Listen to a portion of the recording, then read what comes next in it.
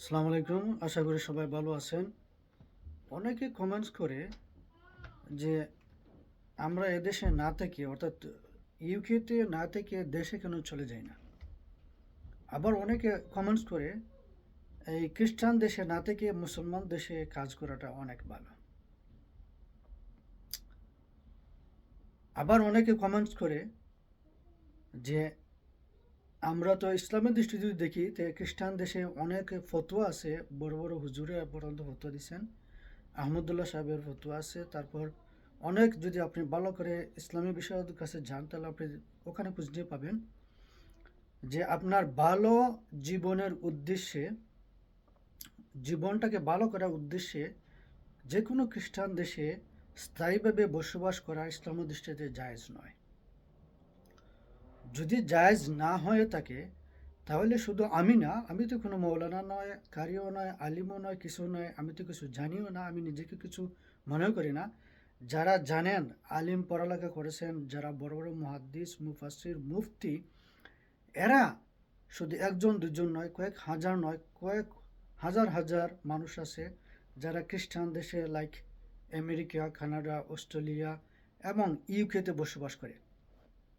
তারা কেন বসবাস করে তা আমি জানি না। যদি বলেন বলে ইসলামের দাওয়াতি কাজে তারা বসবাস করে, আমি এটাকে প্রত্যাখ্যান করলাম। তারা দাওয়াতি কাজ করতে পারে না, করবেও না, করেও না। তারা সবাই আসে জীবনটাকে সুন্দর করার জন্য এবং জীবনটাকে সুন্দর করে বাচ্চা কাচ্চা যাতে এটা সুন্দর পরিবেশে বড় হয়, আলিশান পরিবেশে বড় হয়, তাদের এই উদ্দেশ্যে তারা এখানে আসে। আর এটা যদি আমি বলি যে এই দেশে মানুষ, বেশিরভাগই মানুষ আসে এই যে ধরেন এই দেশে, আমি যে দেশে আছি লন্ডনে, লন্ডনে বেশিরভাগই মানুষ আসে স্থায়ীভাবে বসবাস হওয়ার জন্য।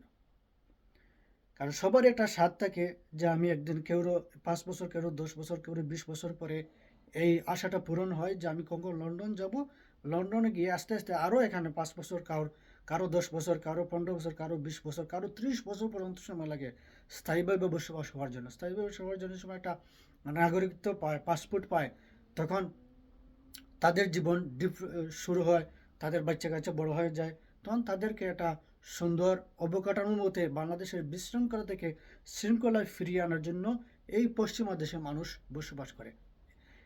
নাম্বার ওয়ান হচ্ছে আপনার টাকা পয়সা ইনকাম করা, অর্থনৈতিক স্বাবলম্বন।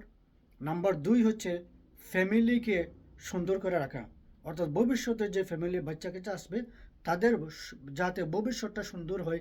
এই দুইটা কারণে মানুষ পশ্চিমা দেশে তথা আমেরিকা, কানাডা, অস্ট্রেলিয়া, ইউরোপ এবং ইউকে তথা লন্ডনে আসে। এখন আমাদের বাপ দাদারা 14 গোষ্ঠী সবাই তো লন্ডনে আসে নাই, আগে আসতেও পারেও নাই। কারণ আগে লন্ডন খুব কঠিন ছিল। এখন যে মানুষ পড়ালেখা করতেছে, আস্তে আস্তে স্টুডেন্ট বিষয়ে আসতেছে, বিভিন্ন বিষয় ক্যাটাগরিতে আসতেছে, ভিজিট বিষয় আসতেছে, তারপর এসে বিভিন্ন জনের বিভিন্ন মাধ্যমে স্থায়ী হচ্ছে। এর মধ্যে কিছু সংখ্যক মানুষ অ্যাসাইলাম করে স্থায়ী হচ্ছে। অনেক মানুষ অ্যাসাইলাম নিয়ে এত বিরক্ত হয়, এত বিরক্ত হয়, বলে শরণার্থী হিসেবে আপনারা থাকেন কেন? ভাই, বাংলাদেশেও শরণার্থী হিসেবে রাখে মানুষকে। আপনাদের দেখেন, আমরা বার্মিজের প্রায় 10 লক্ষ মানুষের উপরে আমরা তাদেরকে শরণার্থী হিসেবে জায়গায় দিছি। এখনও হয়তো তারা স্থায়ীভাবে পায় নাই, ভবিষ্যতে স্থায়ীভাবে যারা এখন জন্ম হয়েছে তারা তো জন্মগতভাবে আস্তে আস্তে বাংলাদেশের পাসপোর্টও তারা পেয়ে যেতে পারে। জানি না এটা বাংলাদেশের আইন কি। বাট আমি যদি আপনাকে একটা প্রশ্ন করি, যারা আমার এই ভিডিওটা দেখতেছেন, আঘাত দিয়ে নয়, আমি এটা সবিনয়ভাবে আপনাদেরকে প্রশ্ন করতেছি। খ্রিস্টান দেশ ইউকে, আমেরিকা, কানাডা, অস্ট্রেলিয়া, ইউরোপের অন্যান্য দেশ, অনেক দেশ আছে শুধু খ্রিস্টান না, কোনো ধর্মই মানে না, কোনো ধর্ম মানে না, যেমন পোল্যান্ড, আরও অনেক কিছু আছে, লাক্সামবার্গ, তাদের কোনো ধর্মই মানে না। যেটাকে বলে কি কোনো ধর্ম, যেটা এই দেশেও কোনো ধর্ম দিয়ে কি চলে না, তার দেশ শাসন করে না। যেমন ইউকেতে ধর্ম দিয়ে শাসন হয়। তারা তো আপনাকে অ্যাসাইলাম, আমরা যারা অ্যাসাইলামের কথা বলি, হুজুর বলেন, ভালো মানুষ বলেন, খারাপ মানুষ বলেন, স্টুডেন্ট হিসেবে আসি, ভিজিট বিষয়ে আসি, স্পাউস যে কোনো বিষয়ে আসি, সে যে সময় আমরা বিষয়টা কন্টিনিউ করতে পারি না, তখন আমরা অ্যাসাইলাম ক্লাইম করে। অ্যাসাইলাম যারা ক্লাইম করে ১০০ জনের মধ্যে ৯৯%, আমি আবার বলতেছি ১০০ জনের মধ্যে ৯৯% মিথ্যা কথা বলে এদেশে অ্যাসাইলাম ক্লাইম করে। তারপর বিভিন্ন চাল বাহানা দিয়ে সব কিছু দিয়ে মোটামুটি এর মধ্যে 50%, কারো 10%, কারো 20% ক্লাইম অ্যাকসেপ্ট হয়। ১০০-র মধ্যে 10% ক্লাইম অ্যাকসেপ্ট হয়, 90% হয় না। বাকি 90% মানুষ আস্তে আস্তে বিভিন্ন ক্যাটাগরিতে, বিভিন্ন হিউম্যান রাইটে আস্তে আস্তে পর্যায়ক্রমে আস্তে আস্তে লিগ্যাল হয়, তো বুঝে থাকতে পারে। তারপর ওটা তার জীবনযাপন শুরু করে, তারপর বাচ্চা কাচ্চা নিয়ে সব কিছু নিয়ে আস্তে আস্তে জীবনটা তার ভালো শুরু হয়। কিন্তু আমার প্রশ্ন হচ্ছে, আমাদের আরব যে মুসলিম কান্ট্রিগুলো আছে, এর মধ্যে ভালো সব থেকে আমরা শ্রদ্ধাভাজন যেটাকে বলি সৌদি আরব, দুবাই, কাতার, বাহরাইন, ইন্দোনেশিয়া, টার্কিশ, আরও অনেক দেশ আছে আরব, জর্দান, এইগুলা দেশে আপনি যারা আমি দেখেছি আমার বাপ, চাচা, দাদা এরা 14 বছর, 20 বছর, 30 বছর কাটিয়ে দিছে, তাদেরকে কি স্থায়ীভাবে বসবাসের কোনো সুযোগ দিছে? আবার প্রশ্ন করি, আমাদের আত্মীয় স্বজনের মধ্যে অথবা আমরা যারা মানুষ সৌদি আরব, দুবাই, ওমান, বাহরান, কাতার, এই সব দেশে যারা আছে, তাদেরকে কি স্থায়ীভাবে বসবাসের সুযোগ আগে তারা দিছে? এখন হয়তো কোনো পর্যায়ক্রমে ভিসা দিতেছে, ঘর বাড়ি কেনার সুযোগ দিতেছে, ফ্যামিলি আনার সুযোগ দিতেছে, কারণ তারা এখন মডার্নাইজ হইতেছে। আমাদের বাংলাদেশের মতো কট্টরপন্থী না, আর একটু মডার্নাইজ হইতেছে, আধুনিক হইতেছে। এর জন্য তারা দিতেছে, যে ভাবতেছে, যেমন দুবাই 10 বছর গোল্ডেন ভিসা দিতেছে, কিন্তু এখনও স্থায়ীভাবে বসবাসের কোনো সুযোগ কাউকে দেয় নাই।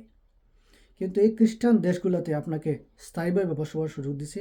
আপনি ইচ্ছায় আসতেছেন, আপনাকে কিছু দাওয়াত দিয়ে তারা আনায় নাই। তারা একটা প্রলোভন দিছে, ভিসা আছে, তোমরা দেশে পড়ালেখা করো, আমি তোমাদেরকে স্থায়ী বসবাস করো। এটা কি আপনাকে দিছে? আমি প্রলোভন পেয়ে আমি আসলাম। আমাকে তো তারা নিজে পয়সা খরচ করে তারা নিয়ে আসে নাই, আমার নিজের পয়সা খরচ করে, বাড়ির জমি জমা বিক্রি করে, মিথ্যার আশ্রয় নিয়ে, অ্যাপ্লিকেশন করে, সব কিছু করে আমি এখানে আসছি। তারপর আমি কি করছি, এখানে এসে ক্লাইম করছি, তারপর স্থায়ীভাবে বসে, তারপর আমার ফ্যামিলি নিয়ে আসছে, অথবা একসাথে নিয়ে আসছে, বাচ্চা কাচ্চা হয়েছে, তাদেরকে পড়ালেখা করাইতেছে, সব কিছু করাইতেছে। তারপরও তো তারা যতটুকু করছে আমাদের জন্য, আমাদের জীবনটাকে করার জন্য, আমরা মিথ্যা কথা বলে বলে থাকতে পারতেছি। কিন্তু আপনি তো মিথ্যা কেন, সত্য কথা বললেও আপনি ইসলামিক দেশগুলোতে স্থায়ীভাবে বসবাস করতে পারবেন না। মিথ্যা তো বলতেই পারবেন না, কারণ ওই দেশে মিথ্যা বলাটাই আপনাকে যদি পেয়ে যায় তাহলে তো তারা মেরে ফেলবে, যে কোনো কিছু, অনেক আইন কানুন আছে, সব কিছু আছে। তারপরও আমি বলি যে মানুষ তো এই দেশে মিডল ইস্ট এবং অন্যান্য কান্ট্রি বাদে যারা আফ্রিকা এবং মিডল ইস্টের পরে যারা ইউরোপিয়ান কান্ট্রিতে আছে, অস্ট্রেলিয়া, ইউকে, কানাডাতে আছে, তাদের জীবন আর মিডল ইস্টের যে মানুষ বসবাস করে তার জীবনটা দেখেন কতটুকু ডিফারেন্ট।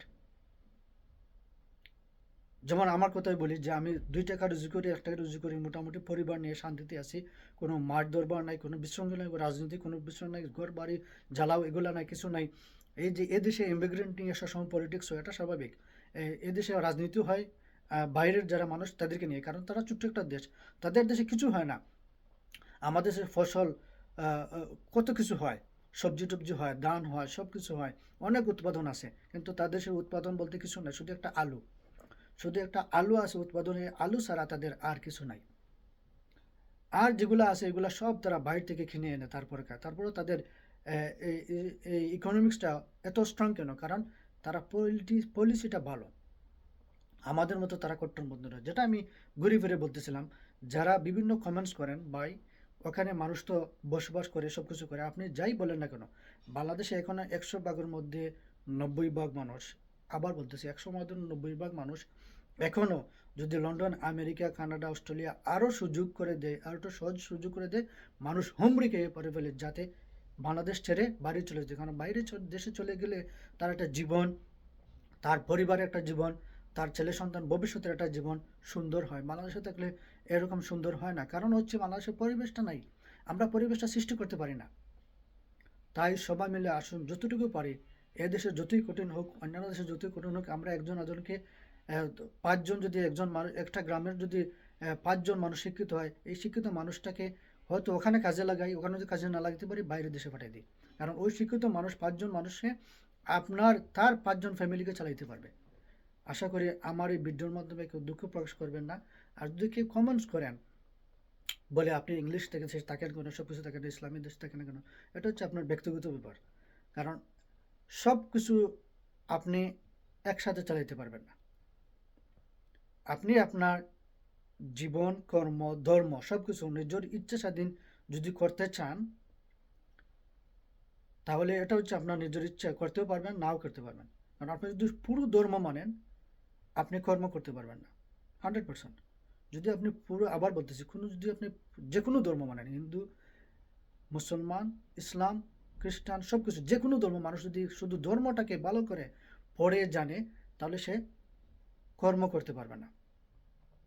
আপনার কর্ম কাজ ছেড়ে আপনার শুধু ধর্মটাই পালন করতে হবে, নাম্বার ওয়ান। কারণ ধর্মে অনেক কিছু বাধা নিষেধ আছে, যেটা আপনি কখনো পারবেন না।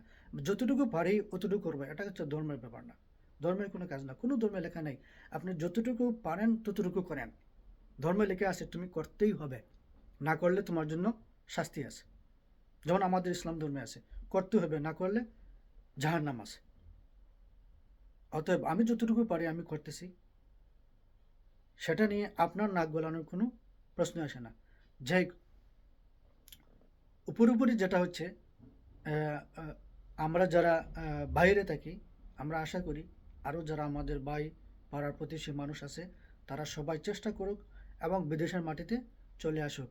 এরোপ্লেন রেডি আছে, আপনারা সব কিছু প্রস্তুত করে এরোপ্লেনে উঠে যান। ওকে, আল্লাহ হাফিজ, বাই বাই।